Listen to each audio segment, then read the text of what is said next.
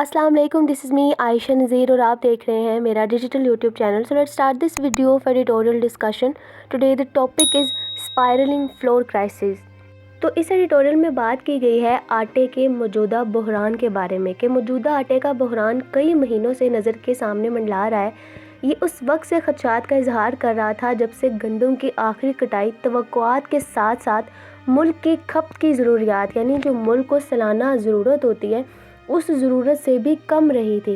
موسم گرما میں آنے والے تباہکن سیلاب نے صورتحال کو مزید خراب کر دیا کیونکہ سیلاب زدہ علاقوں میں گندم کے ذخیرے کو بری طرح سے نقصان پہنچا تھا. بلوچستان نے ہفتے کے روز کہا کہ صوبے کے پاس گندم کی اتنی انوینٹری رہ گئی ہے کہ اسے مزید کچھ دن تک چلایا جا سکتا ہے کیونکہ جو وزیر خوراک ہے انہوں نے فوری مدد کے لیے ہنگامی کال جاری کر دی ہے.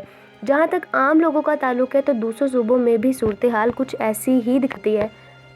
سندھ کے ضلع میرپور خاص میں غریبوں کے ایک بڑے ہجوم کے درمیان پھوٹ پڑنے والی بھگدڑ میں ایک شخص کی موت ہو گئی. یہ جو سب لوگ ہیں وہ سبسڈی پر آٹا خریدنے کے لیے جمع ہوئے تھے. اب یہ جو واقعہ ہے وہ اسی طرح کے مزید حادثات کی طرف اشارہ کرتا ہے.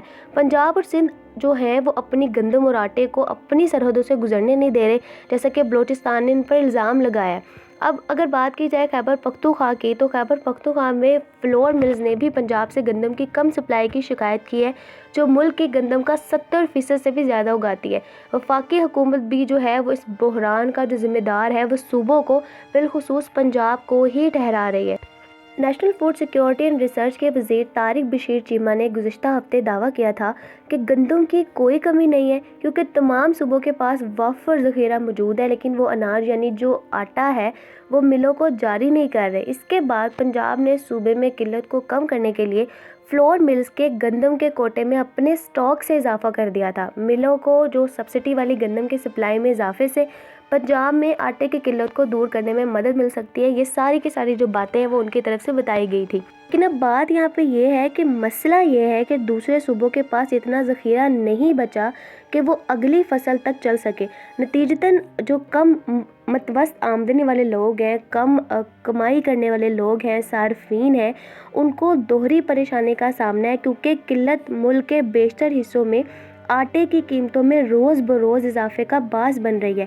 آٹے کا مارکیٹ ریٹ سرکاری رعایتی قیمت سے تقریباً 2 گنا زیادہ ہے کیونکہ جو فلور ملز ہیں وہ سرکاری قیمت سے زیادہ قیمت پر اوپن مارکیٹ سے گندم خرید رہی ہے.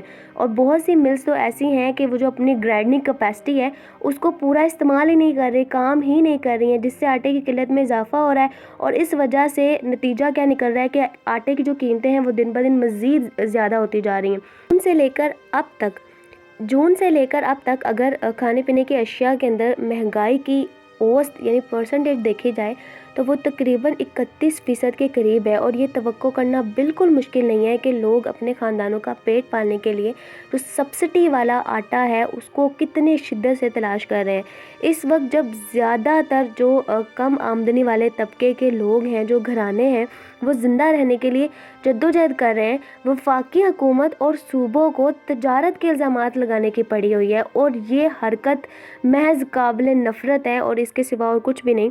مہنگائی کے ستائی عوام کو ریلیف دینے میں وفاقی اور صوبائی حکام کی نااہلی ان کی اہلیت کا منہ بولتا ثبوت ہے. جہاں وفاقی حکومت کو بحران کا اندازہ لگانے میں ناکامی کا ذمہ دار ٹھہرایا جانا چاہیے، وہیں صوبوں کو بھی اپنے دائرہ اختیار میں منافع خوری پر قابو پانے کے لیے ہر وقت انتظامی اقدامات کرنے میں ناکامی کا ذمہ دار ٹھہرایا جانا چاہیے.